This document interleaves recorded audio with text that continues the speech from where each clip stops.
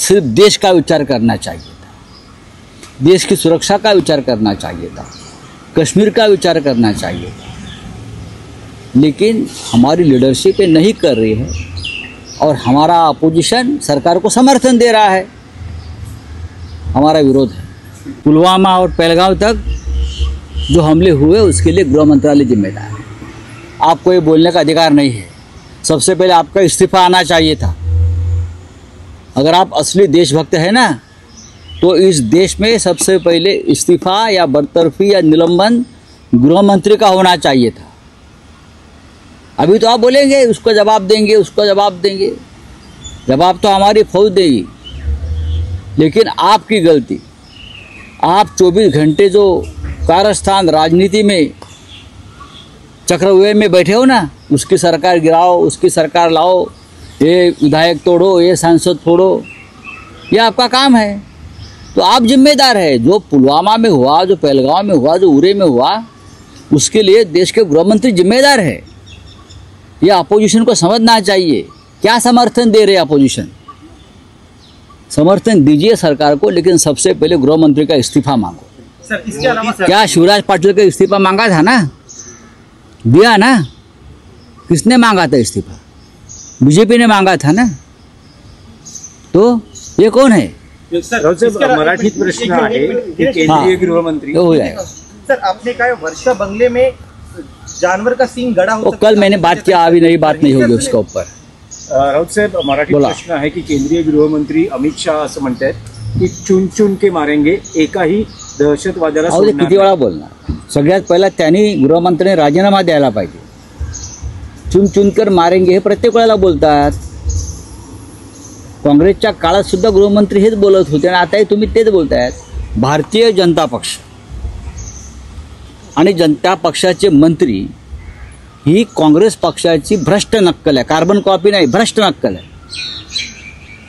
अमित शाह म्हणतात की चुन चुन कर मारेंगे, एक को भी नहीं छोडेंगे।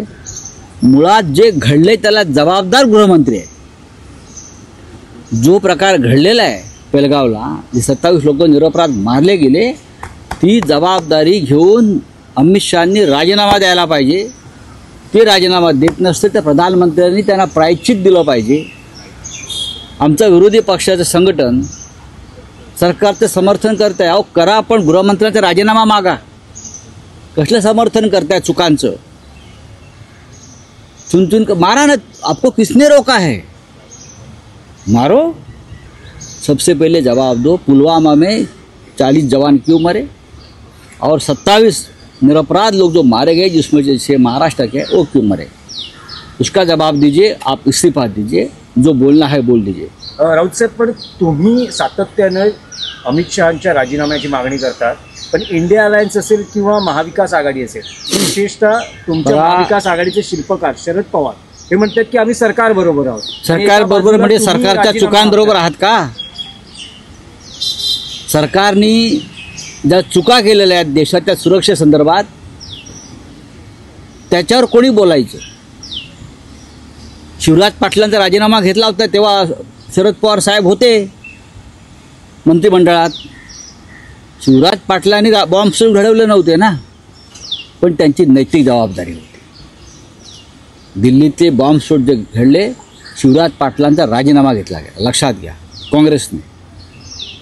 आम्ही सरकारच्या बरोबर आहात काय? कोण असं कोण बोलताय? बोलू द्या त्यांना, आम्ही सरकारच्या बरोबर आहोत, पण युद्ध तर सुरू करा। सरकार काय, सरकार राजकारणच करताय, या सगळ्या गोष्टीचं करताय ना। काल सरकारच्या बरोबर आहोत, 24 तासामध्ये प्रधानमंत्री बिहारला गेले प्रचाराला, याचं समर्थन करणार का माननीय शरद पवार साहेब?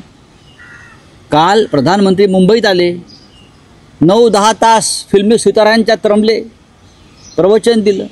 मुंबई मनोरंजनाची राजधानी आम्हाला माहिती आहे।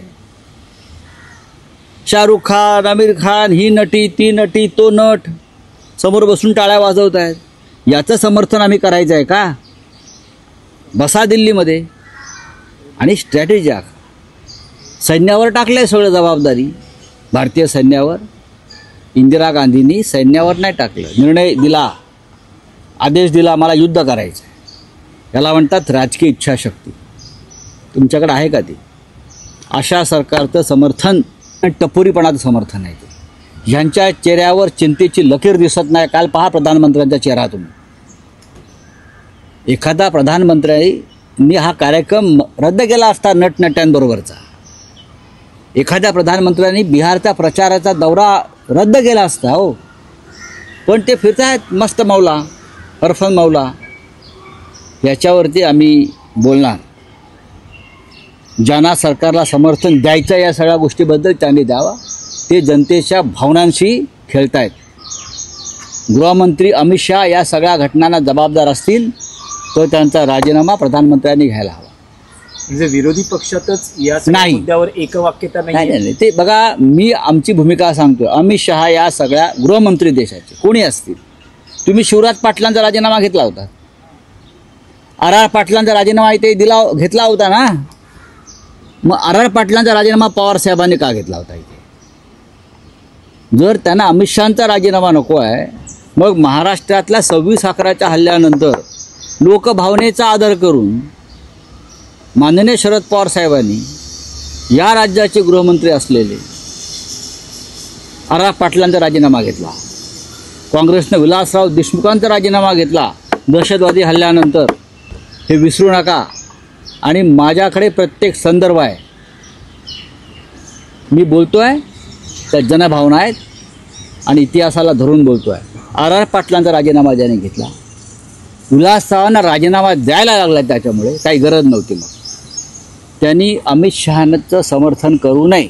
पण राऊतसाहेब, या निमित्तानं किंवा या प्रकरणाच्या निमित्तानं शरद पवार हे भाजपशी जुळवून घेत नाही. मला तसं वाटत नाही. मी तसं म्हणणार नाही. पण सरकार ज्या पद्धतीच्या चुका करते आणि केलेल्या आहेत आणि ज्यांच्यामुळे 27 निरपराध मारले गेले आहेत, त्या चुकांचं समर्थन करणं हा अपराध है।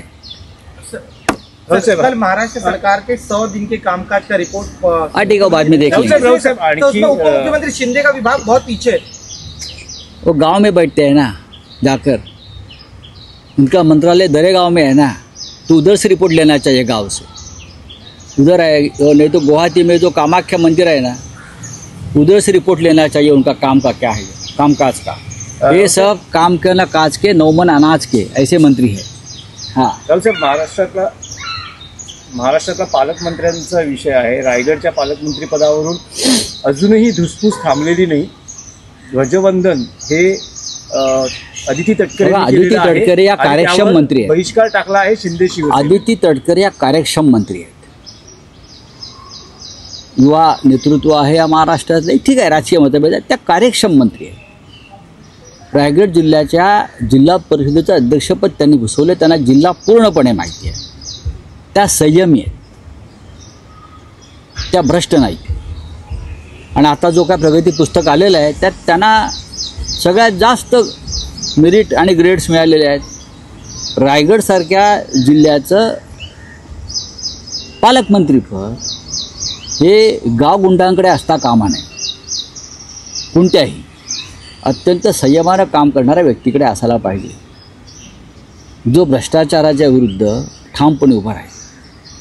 आणि मला असं वाटतं की एक चांगला चेहरा आहे, त्यांच्याकडे तो जर आला असेल आम्ही त्यांचं स्वागत करतो।